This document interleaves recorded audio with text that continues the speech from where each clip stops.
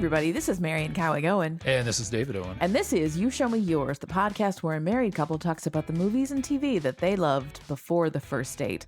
And today I was made to watch Planes, Trains, and Automobiles. Yes, you were, which is, of course, the 1987 John Hughes penned and directed and produced film starring Steve Martin and John Candy, and it's mainly just Steve Martin and John Candy with a bunch of character actors sprinkled in for effect. Mm-hmm. It's if you don't know what it is, it's one of the few Thanksgiving movies. It literally takes place in the days leading up to Thanksgiving, which is why we watched it now. We're recording this on or about Thanksgiving. Mm-hmm. And it's one of the few Thanksgiving movies. It's hilarious. And it is about two travelers who end up thrown together by fate and happenstance, and they are trying to get from New York to Chicago, and things go very wrong. Multiple times. But eventually they do make it to their destination. Yeah. Yes. Yeah. I have to say, I don't know how I had never seen this before. Yeah. But I basically, the end of Home Alone where Kevin's mom gets a ride with the Polka King of Chicago. Yes. I basically thought that was essentially Planes, Trains, and Automobiles. I mean, like, I didn't actually think it was, but that's the same spirit, and it kind of is. Yeah, kind of. Yeah. Yeah. This movie is, I think personally, this is the best John Hughes movie. I think it's certainly my favorite John Hughes movie. I think it's the most laugh out loud funny. Now, I would put this up against Uncle Buck. Have you seen Uncle Buck? I don't remember. So I would put this up against Uncle Buck as far as like my two, like all of the teen movies are great. I was going to say, like, I don't think that you can put this up against Breakfast Club or 16 Candles or any of that. That's just a whole different genre. It's in a whole, it's definitely. And you know, Home Alone is out there. And, you know, if you're talking about the John Hughes-averse, like the movies that he penned, like Great Outdoors, but didn't direct, like Great Outdoors or Home Alone, you know, movies like that, because he, you know, this guy, like, when you really, like, if you weren't alive for John Hughes, for his heyday, like, he was like every other movie that came out was written or directed or produced or somehow he was involved in it. Something. And here, do we need to acknowledge? Did he turn out to be kind of a dick somehow? I feel like there was something. Man, I can't remember. He's still around, right? Like, I don't think he's dead. No, I don't think he is. But I think he, whatever it was, he fell out of favor with Hollywood, kind of like a Joe Dante sort of situation. Where, like, I don't know what happened, but he just stopped getting movies. And maybe it was just they felt like it passed him by, but like... I feel like Molly Ringwald came out and said some stuff about, you know what, now looking back, he was kind of gross. Well, and she was young when he was working with her. And yeah. So, I don't know. I honestly don't know. Well, so we don't know the details, but we are talking about the film and not necessarily the artist. Hey, sorry to interrupt. This is Editing Dave breaking in here. Apparently, John Hughes died in 2009 at the age of 59. I don't know how neither one of us actually knew this factoid. That's crazy. And apparently, he did have a pretty kind of weird relationship with Molly Ringwald. Anyway, back to the episode. Yeah, but like when you look at his IMDb, right, like anything recent that's under his name for writer, apparently he wrote The Breakfast Club Live. Whatever that is. Oh my God. Did they make a musical of The Breakfast Club? It would appear so. Well, it's 2023. That's similar to, so we just learned that there's a musical version of Back to the Future, which again, I do not think that the world needed, but do I want to see that no matter how much of a train wreck it is? Absolutely. Yeah. Thank you, Macy's Parade, for informing us of that. There was a stage version of The Breakfast Club. Somebody put it on in college and I saw it. And the guy I knew who played Bender was essentially not acting. He was just being himself. But as I was saying, yes, most of the stuff that he is credited for, like if you look at his writer credits on IMDb, it's like Vacation, which was that movie that came out a few years ago, 2015. It's like it was Rusty from the Vacation movies grown up, and it's just characters. Like it's all of these movies: Beethoven's Treasure Trail, Home Alone, The Holiday Heist, Beethoven's Christmas Adventure. So a lot of direct-to-video stuff. It's Home Alone, the video game from 2006. It's a lot of stuff like that where it's none of it he wrote. Mm-hmm. It's just he wrote the first Beethoven movie. So every time you have a movie with a dog named Beethoven, he gets a credit for creating the characters. Okay. And so that's what his writer he wrote Drill Bit Taylor. That wasn't that Owen Wilson? I have no idea. Or like 2008. That seems to be the last thing he legit wrote. How many? I'm just curious. How many Beethoven movies did there end up being? Beethoven's Treasure Trail, Christmas Adventure. Beethoven's Fifth is the 2003 Beethoven's Fifth, and then there are two. 2003. No, that's the fifth, right? And then there are two movies after that are straight to video movies that wow. that are. And I also, the thing I love about the Beethoven's Fifth is he wrote Beethoven under a pseudonym, so every one of them is like as Edmond Dante, as Edmond, like he wrote there are a few movies. 2002 he wrote Made in Manhattan under a pseudonym. Yes, I have seen that one. Yeah.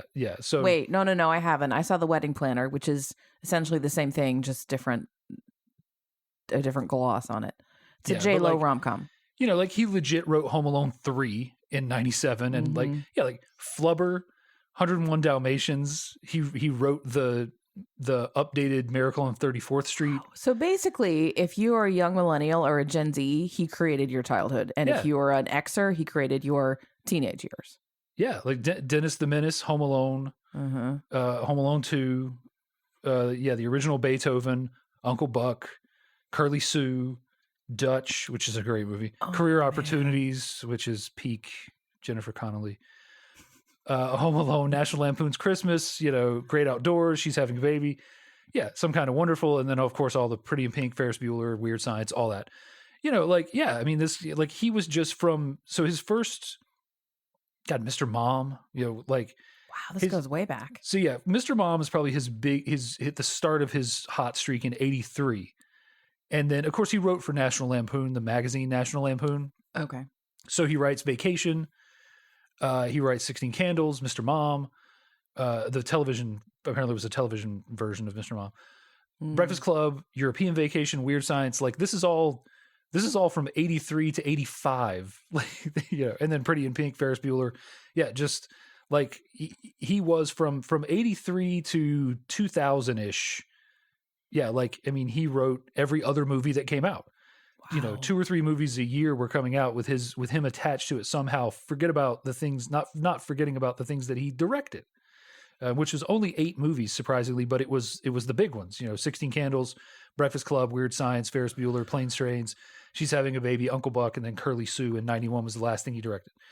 That's just, again, maybe he turned out to be a heel. I don't really know the story with him. I honestly don't know. Maybe he decided, like Rick Moranis was just like, what? I got kids. I think his wife died. Yeah. He's like, what? This shit ain't important. My family's important. And he just, he stepped out. Well, and if you've had a heyday that lasted for 17 years, I would want a break too. Yeah. Oh, for sure.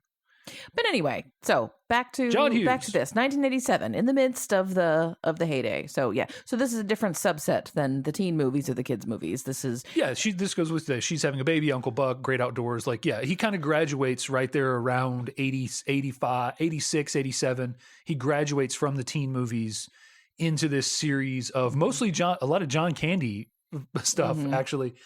And he does that for a little while. And this was very much an adult. Did you say it was rated R?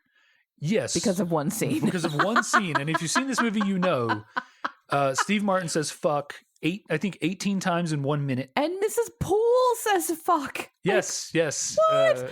I don't care what that character's name is and what she's playing. She's always Mrs. Poole. Right. And she doesn't age, I swear.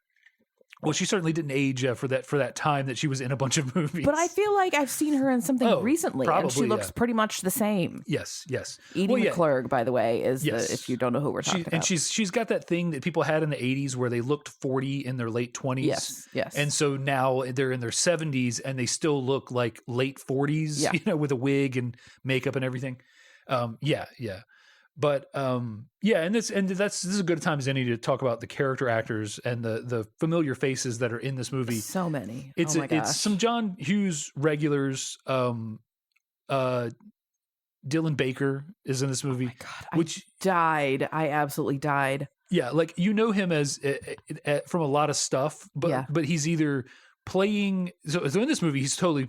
It's early in his career. He's playing against type, but he would go on to become like the stodgy, rule following, kind of dorky guy. He's often a politician, or most recently, I saw him in a series where he played a prison warden. Yes. He always wears a suit. Yes, and he plays. So he is one of those actors that you know is self-aware because he plays against type in the movie Trick or Treat, which is a movie that I love to watch every Halloween on Halloween. Okay. He plays the principal of the school that turns out to have a little bit of a secret. Okay. So he's playing this like dorky authoritarian kind of principal, and then it turns out he has a bit of a twist to his character that isn't skeleton in his closet, if you will. So he's one of those guys that like he knows where his bread is buttered. He's sort of like he's a Steve Buscemi. He's one of those guys that's like, I know why you put me in your movie. Yeah. It's because you say, give me a Dylan Baker type, and then I'm available. Yeah, and you put me in your movie. That's always fun to see, and to see when they get to use different muscles and do something completely different. Yeah, he plays a character named Owen who is bringing our heroes, which is Del and Neil are our principals. Neil is played by Steve Martin, and Del is played by Del Griffith is played by John Candy. And one of the things is John Candy is a traveling salesman. Del is a traveling salesman, so he has all these hookups, and he's always in presumably like throughout the Midwest and probably the Northeast and stuff. And so he always knows a guy, and he knows a guy associated with the railroad who sends his son to pick him up, and his son is like this Kansas City or this Kansas redneck with the chewing tobacco and snorting and spitting and has a very powerful wife apparently. The line that made me absolutely lose it.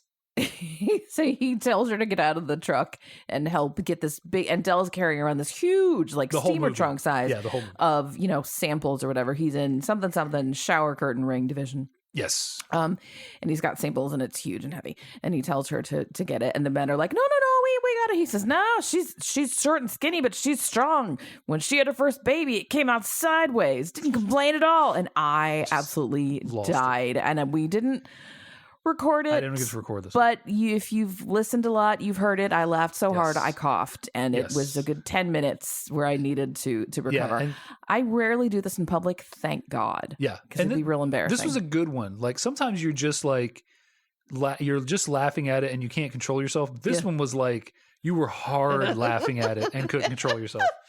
It was good. Well, I've had a lot of stress, so sometimes that's just the spring is wound extra tight. Yeah, and Michael McKean is in this as a cop.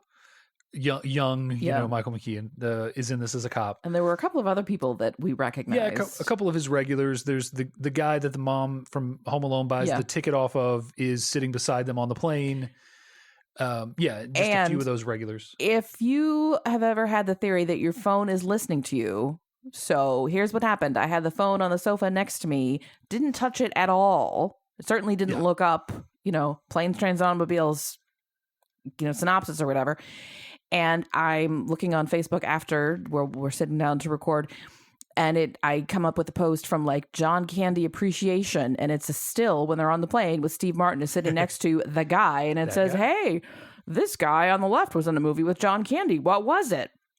And you literally just watched that. Yes, and the comment thread is full of she has earrings already at home, long dangly ones. But and also Kevin Bacon is in this movie. Very first briefly. Scene.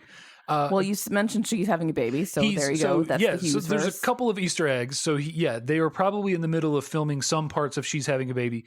Also, there's a point where Neil is he has these kind of flashes to what's going on at home during his journey, and there's a point where he's trying to sleep with Dell, and it's a whole rigmarole. And his wife is falling asleep to a television, and the television is playing She's Having a Baby, which doesn't come out for another year. Oh, that's funny. So just a little bit of, probably in the editing room, they were just like, we need something, and Paramount's not going to pay for the rights for it.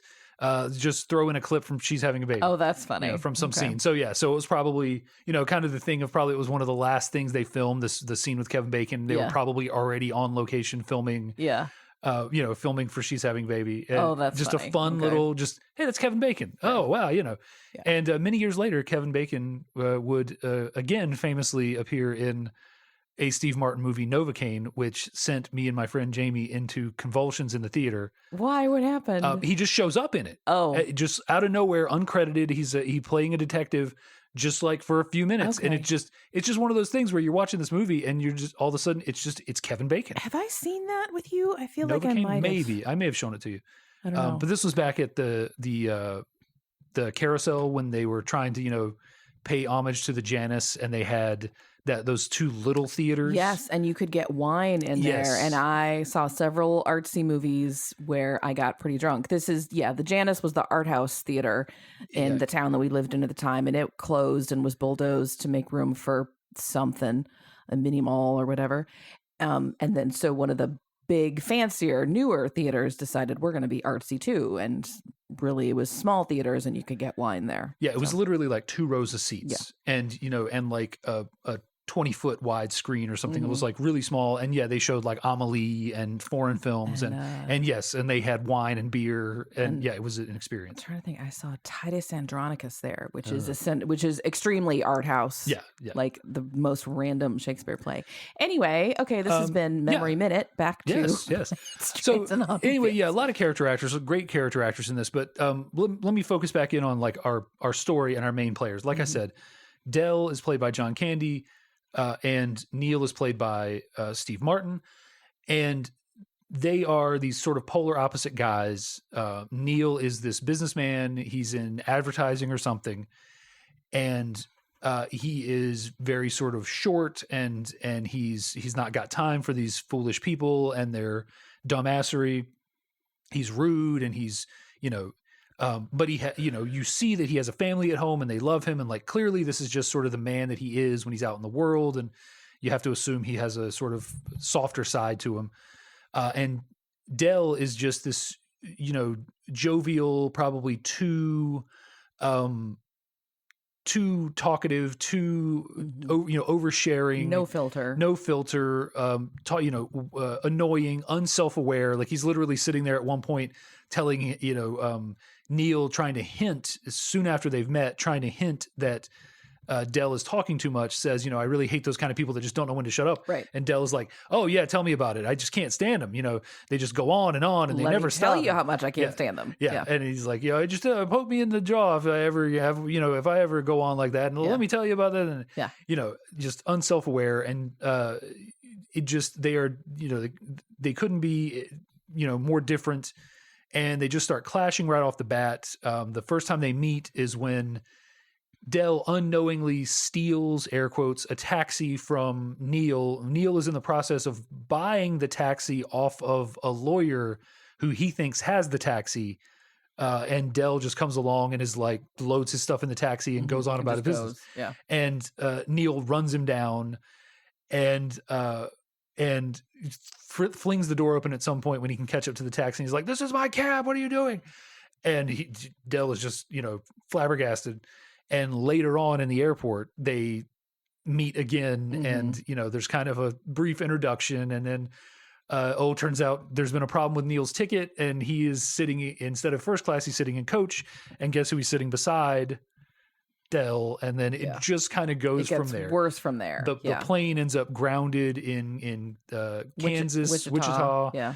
And Dell knows a guy, and he's an old hat at this. He's a traveling salesman, so he knows. He's reading the tea leaves.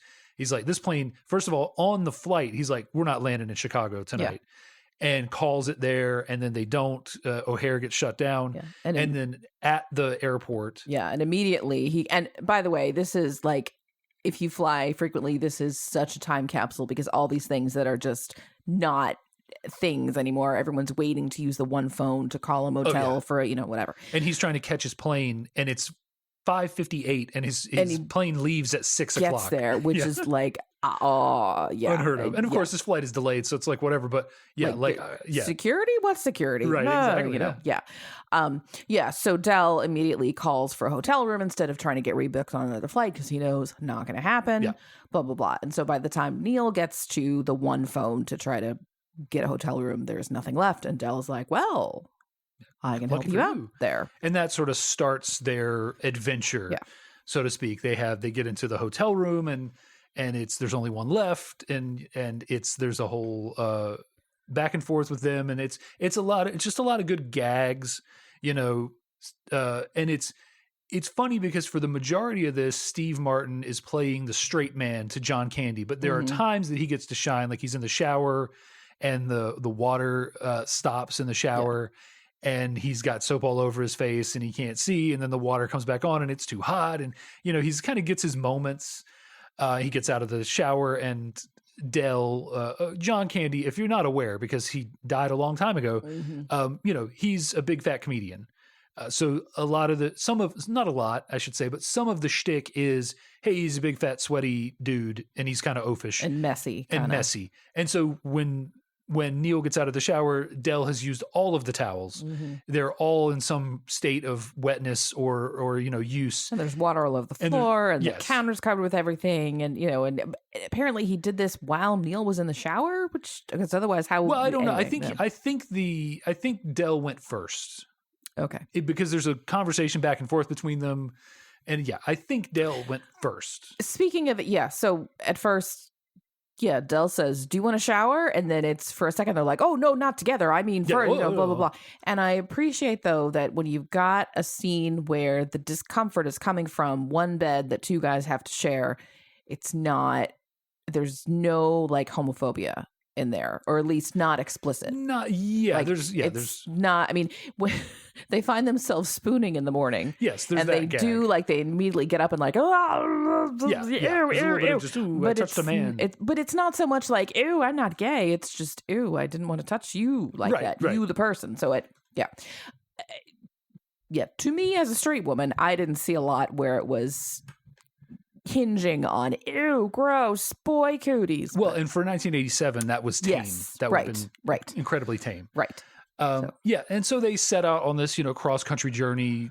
Cross-country, it's not cross-country. It's from Kansas to Chicago, which is not that far in the grand scheme of things. But when you don't have that night in the hotel, their money gets stolen. Yeah. When you don't have cash at this time in 1987, they do have credit cards. They do use credit cards, and it's great because you get to see the old carbon copy credit card thing. Yep. And which Diners Club, which is not even a thing anymore. Jeez. Which I did.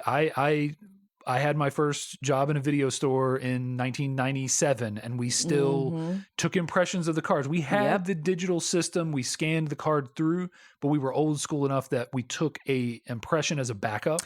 And sometimes when the system was down, we had to do the full thing with the and write it out and everything. I worked in a restaurant summers of 95 and 96, and I think there were some cards that we could swipe, but most of them had to do the impression. I think American Express. Yes, we could swipe. We only took American Express at the video store because you could swipe it. We did not take Discover.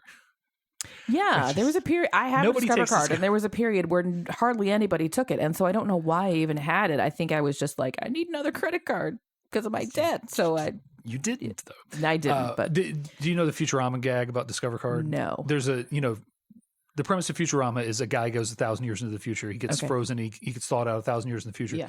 And he's trying to, talk about how to pay for something. And then he's like, do you take Visa? Visa hasn't existed for 600 years. Do you take MasterCard? It hasn't existed for 300 years. Do you take Discover? No, we don't take Discover. 1,000 years in the future, it still exists, but nobody takes it. Yeah, it's great. It's great. Nobody now takes it. You can get cash back on your Discover debit card, apparently. I don't know what that means, but you can do it. So Steve Martin does get a chance to shine in that scene we were talking about before we digressed. All that's left is like a washcloth, and he's drying himself, and he's doing his back, with the washcloth and stuff. So he gets a few chances to, to really act. And the scene where there's a scene where he goes to rent a car. That's kind of like his big thing where he gets to do like a lot of his little his comedy bits and stuff. But for the most part, this is a John Candy movie. And being this is the first John Candy movie we've talked about, like I have to say, John Candy, one of my favorite comedians of all time. Like Uncle Buck, like I said, Uncle Buck and this are like right up there with my favorite John Hughes movies. Even something like Great Outdoors, great movie. Of course, he's in Spaceballs. Oh yeah. But you did, growing up as a fat kid, you didn't see a lot of fat guys who weren't. John Candy was a bit of a contemporary with Chris Farley, but Chris Farley, for as much as I love him, and he is right up there in my like pantheon of great 90s comedians and stuff. He was a fat guy that was his gimmick. Yeah, like the Chippendales thing. Yeah, that's the his whole gimmick joke was that he's a fat guy, and he does the thing, and he squishes his arms. Fat guy in a little coat. Yeah. That was his gimmick, and that was not John Candy's gimmick. John Candy was a fat guy, but that was rarely ever part of his shtick. Yeah, that he was a fat guy. He just was a fat guy, and much in the same way that like that Dan on Roseanne was a big deal for me because it was just like, yeah, Dan's a big dude, but like no one was like, Dan is fat. Dan is, which especially on a sitcom, you would kind of expect that to be like always the jokes. Right. It was very rarely the joke. Yeah. And, and also Dan was the kind of fat guy that like I knew because like he was fat like my dad was fat. Like fat, yeah, but like you don't want to cross him. Yeah. Because he's like 6 foot tall. Tough too. And tough, Yeah. And yeah, I always appreciated John Candy. Not to say like there are times where the shtick is that he's fat. Like even in this movie, he's taking his shoes off, his feet stink. But it's so little of his comedy is based on the fact that he's overweight. And even his appearances, the Polka King, like all this stuff where he pops up, he's never popping up as like the disgusting fat guy or like anything like that. And that's just his presence in movies or like Stripes or whatever. It was just always a positive force for a fat kid growing up and just being like here's a dude, because I was funny as a kid and thought for a while stand-up comedian, this sort of thing, like all kids think funny weird things like that. But yeah, like I thought like, hey, well, John Candy can do it, and like his entire act doesn't have to be about the fact that he's fat. Then like what else? Because so many stand-up comedians, it's just about that they're fat. Like whether it's like I can't remember the name of the comedian, but like the joke I remember him for was basically the joke is he got thrown out of a Chinese buffet for eating too much. Okay. Yeah. That was something that I really respected about John Candy. Like looking back now, at the time I realized it, but I didn't realize it the way I realize it now.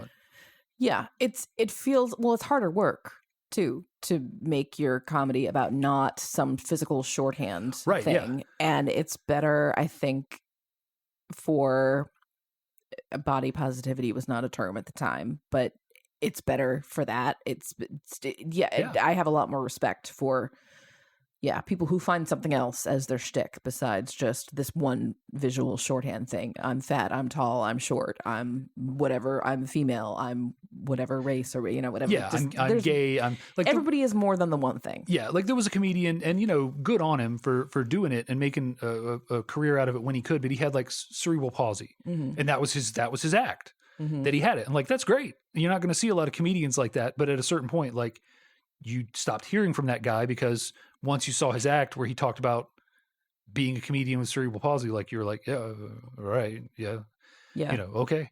Probably people feel much less comfortable laughing at jokes about cerebral palsy than they do about fat jokes. So the staying power of that is much less. The thing that you hear, and I'm not going to try to get real political on this, but like the people that are still okay to make fun of are fat people. Like you can't make, and I'm not saying that you should be able to, and this isn't one of those, comedy's just gone downhill. I can't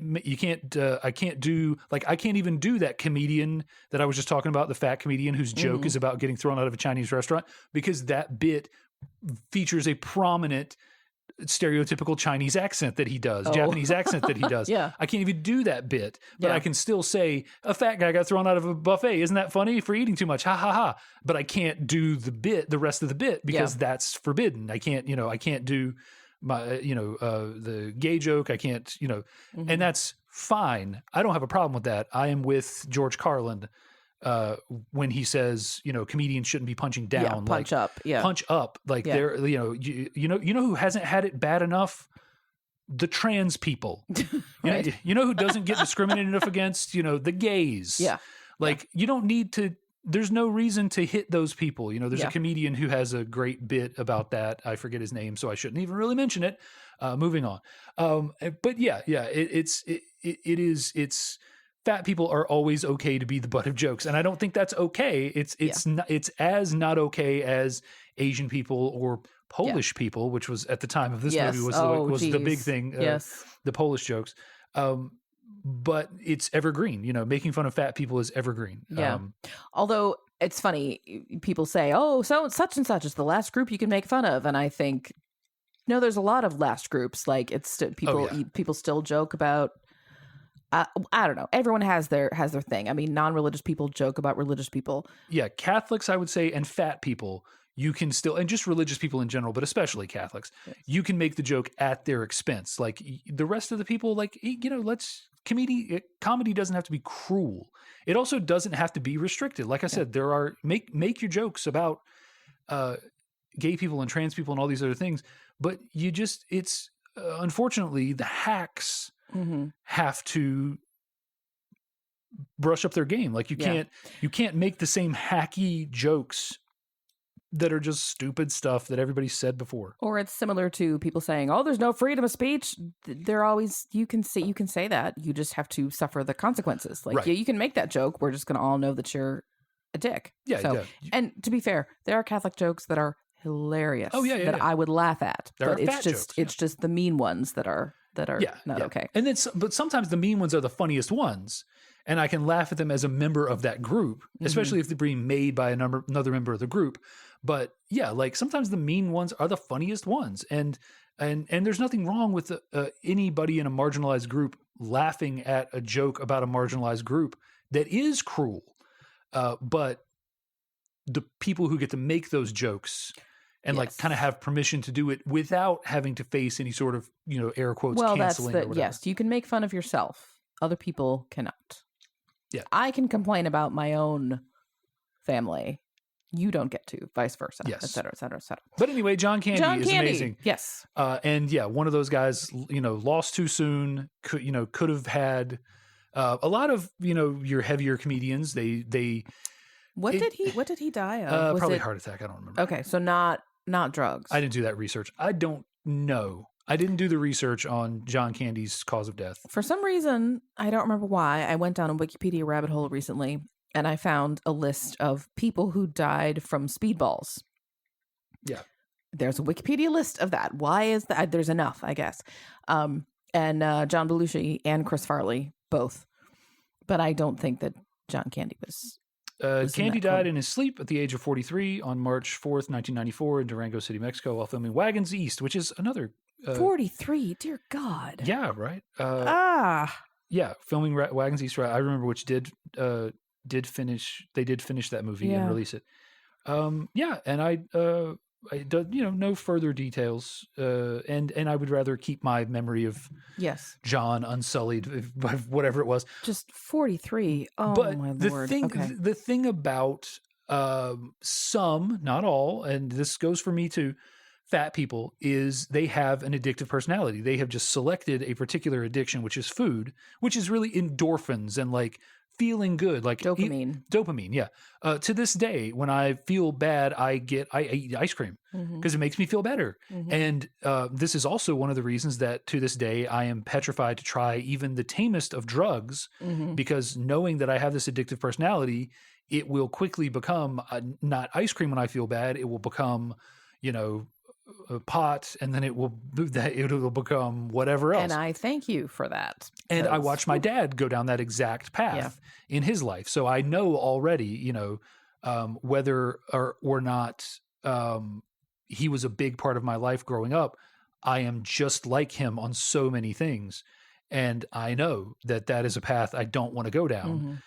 So I avoid that stuff with, I think, good reason. Yes. And so you end up with these guys like Chris Farley, who, not only were they addicted to like you said, the dopamine of overeating, they became addicted to everything else that gave that dopamine response, even the stuff that was really bad. To be fair, though, let's not perpetuate the stereotype that every fat person just eats too much. There are plenty of people who are, by some definitions, fat, but they exercise plenty and they eat fairly well. So it's not always that they're all stuffing their face. Oh, sure. Yeah. I forget his name. I used to know his name just for the purposes of anecdotes. But there was the 300-pound marathon runner. And like that was his thing. Like he just couldn't lose weight. Like he couldn't get any lower. Yeah. And that was, he ran marathons, like, right. Unquestionably fit, but also 300 pounds. Yes. Some bodies are just made to be bigger. And we're not going to debate blah, blah. How do people get fat or get rid of it? That's not, but I'm just, it's a cruel stereotype. Thin people think that everybody who's over a certain BMI, all they do is stuff donuts in their face all day. And that's not true. But yeah, John Candy, anyway. He's a legend. Watch all of his movies. Uncle Buck, especially. You've not seen Uncle Buck, right? I can't remember. I feel like I might have, but I mean, I know the gist, but we'll watch Uncle Buck for sure. Okay. Yeah. Spaceballs, excellent. Oh, Spaceballs, yeah. Just like, yeah, John Candy's just, he's a joy in anything that he's in. Speaking of that, I think John Candy may have been one of the only people who could have played Del as effectively as he does, because over the course of the movie, you realize Del is a tragic character. Like he is the epitome of someone who is putting on a happy face despite otherwise being miserable. Like he keeps himself busy. He stays on the road all the time. The people that he interacts with, all these people, people are his family, all of his customers, everybody. Part of the plot line of the movie is that over the course of the movie, he's talking about his wife and he's putting out a picture of her every night before he goes to sleep. And he's always talking, he says, my wife loves the way I am. There's a blow up with Neil where Neil is basically, calling him out for being a goofus or whatever. And he's like, my customers love me. My wife loves me. And, there is a sort of pivotal scene at the end where Neil sort of puts it together. The clues could have been sort of better laid out, but you do kind of get it as it recaps it. As soon as though he said, like Steve Martin says something like, I've been on the road too much, and Del says, "Oh, I never go home anymore." Yeah, I've been home and I was like, ages. Yeah, there we go. Yeah. And it's just it's subtle enough. Yeah, and it turns out his wife's been dead for 8 years, and he's basically been on a nonstop 8-year sales. Just throw yourself into work. That was neatly done. Like if you know nothing about the Chicago mass transit system, they're on the platform, and Steve Martin is getting on the L train in Chicago to go home, and they're in the loop, which goes in a loop, and he's sitting there and putting the pieces together, and then it shows him arriving back at the station. He just had to stay in the same car, and it would go around. Yeah, he didn't even have. So that was, I don't know if that was on purpose or what, but as someone who knows Chicago, I was like, that's neatly done. Yeah, well, I don't want to necessarily derail too much from this point, so let's finish up, and then I'll tell you something about that. Okay. About that scene. Okay. In particular. Okay. But yeah, John Candy just plays Del in this way that is, he's immediately like you kind of get right off the bat when he starts in the plane, especially like you like him, but you also feel like, if I had to be with this guy more than a couple hours, it would really, really grate on me. Oh my God, I'm going to back off. Yeah. Ooh. Yeah. And when Neil finally has had enough on the first night that they spend together and he's going off on him, the way that Candy plays it is just so great. He just kind of takes the barrage, and he has a great line where he says, if you want to beat up on me, that's fine. I'm an easy target. And it's just the way that he plays it for such sympathy. And it works so well because it even works on Neil, who's like, obviously feels bad. And he doesn't outright apologize, but he's basically about to go sleep in the lobby because he's kind of fed up with the shenanigans that have been going on. Like Del spilled beer in the bed, which is not shown, but we'll talk a little bit about that stuff later. And the way that Candy plays it is just great, and he becomes this lovable idiot that is just, despite the fact that he is doing so many things wrong, you just can't help but like him and root for him. And I don't know who else could have done that sort of thing. Like Steve Martin couldn't have pulled that off. Like he could not. He doesn't have the, not to say the range, but he doesn't have that inbuilt. Like you cast Steve Martin to be a jerk. Well, yeah, I was gonna say I mean, isn't that his movie, The Jerk? Yeah, well, and kind of the wild and crazy guys. Like, yeah, he's just he doesn't have that. But yeah, Candy has some vulnerability, and like you can see, I mean, there's a lot of comedians who say, you know, I'm actually prone to depression, and being funny is how I get past that, or how I cover it up, or, you know, I'm an introvert and, you know, I go home and I am completely different when I'm by myself, that kind of thing. Yeah. Yeah. But yeah, it just Del as a character is great. And he's, the way that he's played and the way that Candy does it and the way that it's written. It's funny because I imagine both of these characters are like parts of John Hughes when he wrote this. Yeah, I can see that. But before we go off on anything else, yeah, we'll talk about the L Train. This is like there are a few sort of prominent nuggets that you find as you like research this movie, as I did research a little bit. And one of them is that they basically, the movie wasn't working as well as they wanted it to. And John Hughes wanted something that would sort of drive home that he wanted that moment where Neil is on the train and he's thinking about being home, but then like he can't help but think about Del and their the misadventures together. And they didn't have that, but they had a lot of footage that they had taken even when between takes. So there's the moment there where Neil is on the train and he's kind of looking around and smiling, and they're intercutting shenanigans that Del and Neil have been through. And that was all not action. That was just tape rolling between takes. And it was Steve Martin kind of doing some maybe like warm-ups or something, and he's like, you know, smiling and looking around, and they managed to piece together what ends up being this very effective like and purposeful scene of him reflecting on the journey just out of like scraps that were left over when the tape was rolling, but they hadn't called action. So just like a really cool little sometimes tidbit. Scraps. And that rolls into the other point I was going to expand upon, was like the first cut of this movie was apparently like 3.5 or 4 hours long. And they shot so much stuff. Wow. So there's little stuff that happens that doesn't really pay off fully. Most of the big bits pay off, but it's specifically the beer getting spilled on the bed. Del is on the bed and it's in magic fingers. If you're under like 30 years old, you probably don't know what magic fingers are, but once upon a time in motels. I've heard of them, but we never. Well, we used to stay in cheap motels, so they always had them in cheap motels. If it's a motel with an M, it probably had magic fingers in like the 90s, 80s, 90s. We stayed in cheap places, but never that kind. Where it's like they all open on the outside. We didn't do that. If the doors open to the parking lot of each individual room, you probably had magic fingers in 1987. You put a quarter in and the bed vibrates. And apparently, you know, the scene that is cut, Del had cans of beer on the bed and they vibrated till they exploded. Ew. So the first night they're together, Neil is sleeping on a damp in the wet spot mattress. Basically. Yes. You know, and there's a lot of, you know, there's got to be a lot of stuff like that. And I didn't remember, you were asking about the credit card, and I was like, did they pay that off? Because there's a point where they're very explicit in showing that their credit cards get switched. Because they both have Diners Club.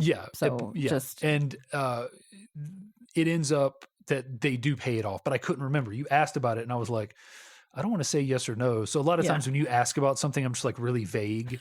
And sometimes it's because I know what's coming. But in this case, it was I didn't know what was coming. So I was just like, just wait and see. I didn't think that was really earned, because it's something like Dell is like, oh, well, actually, I put the car on your credit card because it was in my wallet. I don't know why.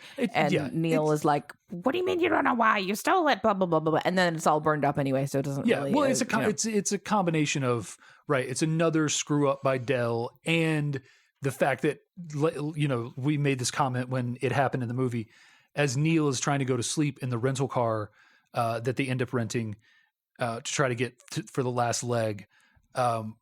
He puts his wallet in the glove box, and you ask why he would do that. And at the time in the movie, I'm not trying to explain it, but like as a woman, you don't really understand what it was like. Well, we don't have pockets, so we're yeah. But especially back then, you kept cash in your wallet, you kept a lot of stuff in your wallet. I would say most men probably today go with a front pocket wallet because just in general, it's really hard to sit on that fat, thick wallet. Yeah. Especially on like long trips and stuff. Okay. You're trying to get comfortable, and it is really, it really is tough. So it used to be really common for men to take their wallets out of their pockets. Oh, okay. And just, put them somewhere. I think I have seen some of your pairs of pants, actually. One of the back pockets has like a worn spot from the wallet. So I can say, and I guess, if you do have cash, I mean, at one point he said, I had $700 in here. Like that's going to make your wallet pretty thick. Yeah. I have never had that problem. Assuming it's not 7 just $100 bills. Even if it is, 7 bills is still, Yeah. But like a man's wallet used to be thick. You just had so much stuff in there. Yeah. So like that's the reason that he takes it out. And that's kind of the thing is like, it's all part of that. Like, well, as soon as he did, I was like, okay, because I think if they had they shown the cigarette flying in the back yet? But I was like, okay, this is going to be a thing. So the comedy beats are very clear. But that's that's the switching of the cards, and then so that the card is. So you're thinking they want you to think like, oh, well, Dell still has the card. At least they're saved. Oh no, wait, Dell slipped it back into his wallet. Yeah. But it's like twofold. It's a little bit of a gag, and it's it's Dell screwing up, and it's another little gag of like, oh, you thought that they were going to have another card, but they're not. And by the end of this journey, they're like really sort of destitute. They really are. But I mean, and if you haven't seen this movie, like it's as with so many of these, we're not giving you a good explanation of what happens in this movie. We're not. I'm sorry. You're going to have to go to Wikipedia for that. We can do this podcast two ways. We can recount a movie step by step and potentially not get an honest conversation out of ourselves because we're so focused on. And we still won't do a good job of recapping the movie because we'll go on a tangent. Yeah, so which we tried for a while, and then we were just both like, I don't like that. So we're just kind of talking about what we're talking about. Yeah. Did you notice? Speaking of talking about what we're talking about, I think when the car breaks down for the first time, when it burns, they're like 100 miles from Chicago.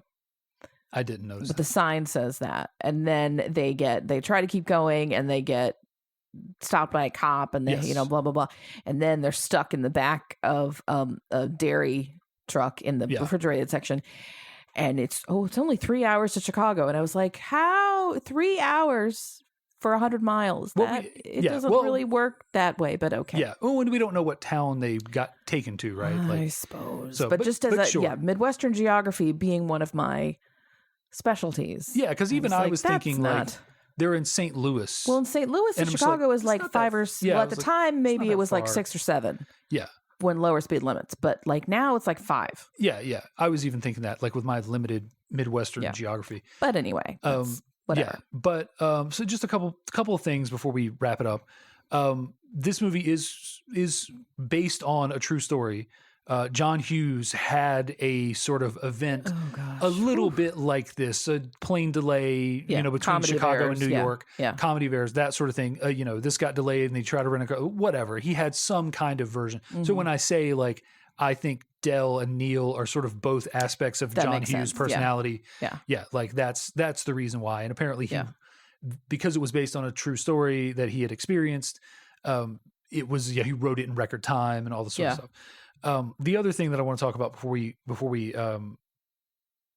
close it out is this movie has I think an underappreciated gag there's sort of a version of this in Home Alone, right? Where or maybe Home Alone 2, I can't remember, where Marv gets electrocuted and for a second he turns into a skeleton. Oh, yeah. Yeah. Yeah. But there is a gag in this movie that I place, like, and I do remember as a kid, because I watched this movie like probably 87, 88. So I'm like 9-10 years old when I watched this movie. Of course you could watch an R-rated Well, because movie I watched SCTV and reruns and stuff, and I loved, if it Rick Moranis and Dave Thomas and especially John Candy and all those guys from SCTV, like I loved all of their movies. And yeah, like my mom was not checking to see, like she'd rent a rated R movie and just be like, I don't know if there's boobs in it, I'll tell him to close his eyes or something.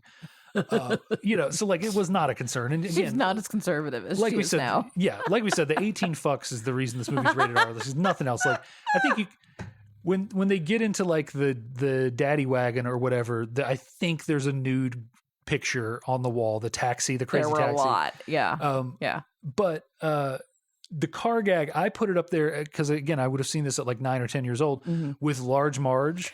Yes, it does have that vibe. And like the tunnel in Willy Wonka. Yeah. The which way they are rowing, like that, like just this like psychedelic, and it's just this moment in an otherwise completely straight-laced movie. Yeah.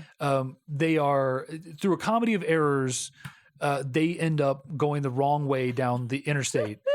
And there are two semi trucks that are side by side. Yeah, side by side, and they have to go through the middle. And when they do, they barely make it through, and there's sparks flying everywhere.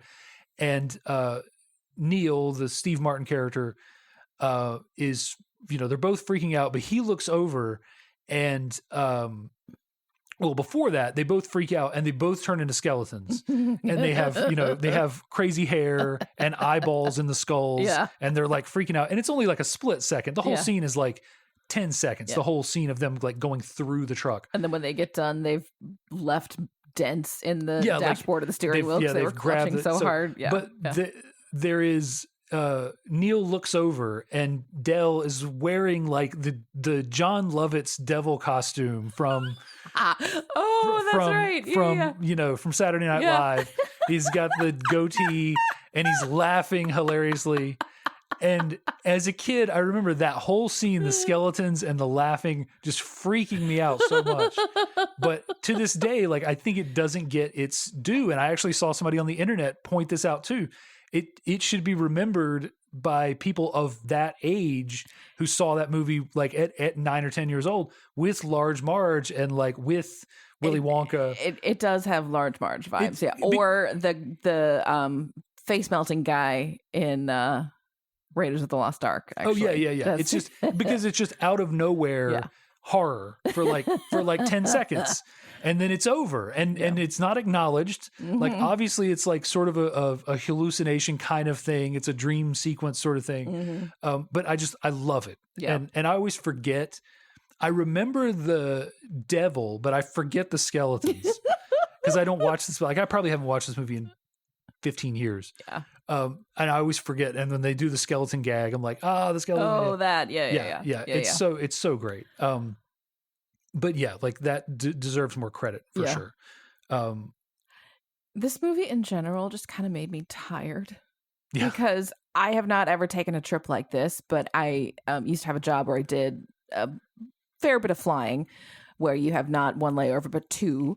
And I've done like when I go, to my dad's house now, I fly and then I take the shuttle from the airport to my hometown, which is like an hour to an hour and a half. And then someone picks me up and, and so it's a little bit of that. In college, I had an internship out of town and I wanted to go back to campus for homecoming. And so I took the airport shuttle from that town to the airport in Chicago and then took the L to campus, which was like an hour and a half because it was the far airport, and so like just when you do multiple modes of transport or even like several iterations of the same type of transport, if you have to change planes or change buses or whatever, by the end you were just so exhausted.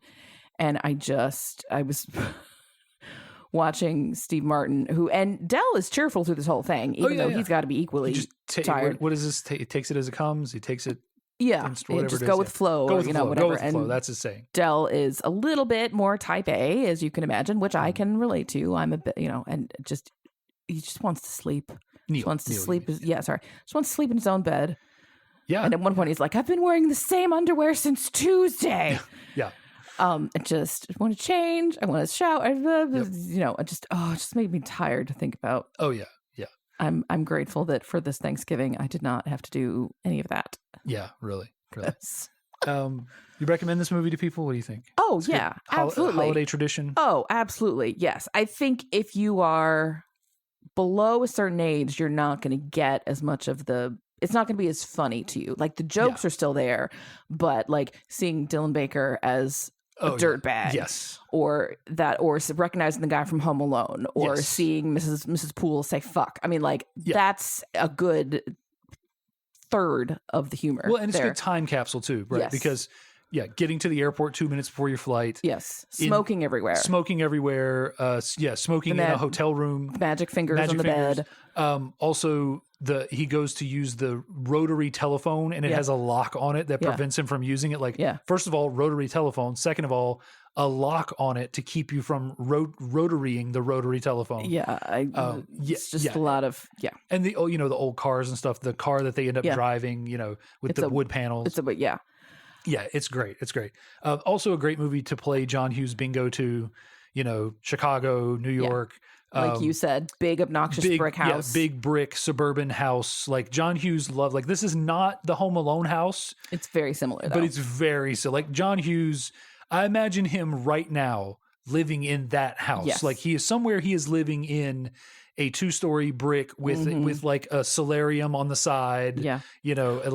In a suburban Chicago neighborhood somewhere. Well, what's funny? The joke about Home Alone is always, what did Kevin McAllister's dad do to be able to own that house? And now I'm like, well, what did Steve Martin do to be able to own that house? Marketing, apparently. Well, yeah. Well, at least we know he's in advertising. He so much so that he's he's going to New York. Yeah, for a couple days. Yeah. So if you're in a job that flies you places, you're probably doing okay. Except for the job that you had. Right. I was in a job. Yeah, I definitely did not. And he said marketing specifically. The field I was in was now marketing, sort of, kind of. I don't have $700 in my wallet now. Yes. But you get the point that he was probably on that sales end of it. And I can imagine some of the sales end people. That's true. Probably did, like your project, not project managers, but like your sales. The people who were selling the ads. That's true. I can't sell. I won't sell. I'd be terrible at selling. I'm the person who puts the comma in the right place. Yes. So we don't make any money whatsoever. Well, I think that's Planes, Trains, and Automobiles. Yeah, it's a great movie to watch on the holiday. There's like you said, there's very few Thanksgiving movies. Yeah, so next year we're going to watch Planes, Trains, and Automobiles and Eli Roth's Thanksgiving horror movie. I contend that Avalon, which we did way back in the beginning, is a Thanksgiving movie. They say turkey, but it's like bookended with Thanksgivings. But it is. But yeah, Thanksgiving movies are few and far between, and I don't think that 1492 or Pocahontas or any of those. Those are stay away from no. Yeah, stay away from those. No. We're not going to do those. Yeah. Sure. But folks, we would love to know what you think about Planes, Trains, and Automobiles. Have you had a similar journey? Who's your favorite of the John Hughes repertory players? Let us know what you think. You can reach out to us in a couple different ways. You can send us an email, or you can find us on Twitter or Facebook. Our handle's the same for all three. It's YSMY Podcast, YSMY for You Show Me Yours. Our email is at gmail.com.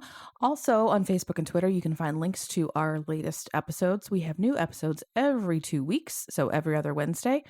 There'll be a new episode in the queue. And I forget what my spiel is after this. Oh, yes, that's right. Next time I will be hosting, and I am going to make Dave watch Anne of Green Gables, the 80s Kevin Sullivan version, the true one. The other ones are fine, but they are not the same. Megan Follows is the true Anne Shirley, and I will hear no different. And I'm going to make him watch it, and I'm going to cry at a certain point, and he might too. We'll see. And this is somehow a Christmas movie. There's a Christmas scene in it, and it's also, it's Christmassy in the way that Little Women is Christmassy. It's nostalgic, and there's cold weather, and it's perfect. I've got a Christmas movie for you after that that I'm sure will be in the same spirit, right? Absolutely. Yeah. Anyway. Folks, we will see you next time with Anne of Green Gables. And I have to say it like that because it's perfect. I'm going to cry at how perfect it is. Anyway, until then, this has been You Show Me Yours. Thanks for listening. Bye. Bye.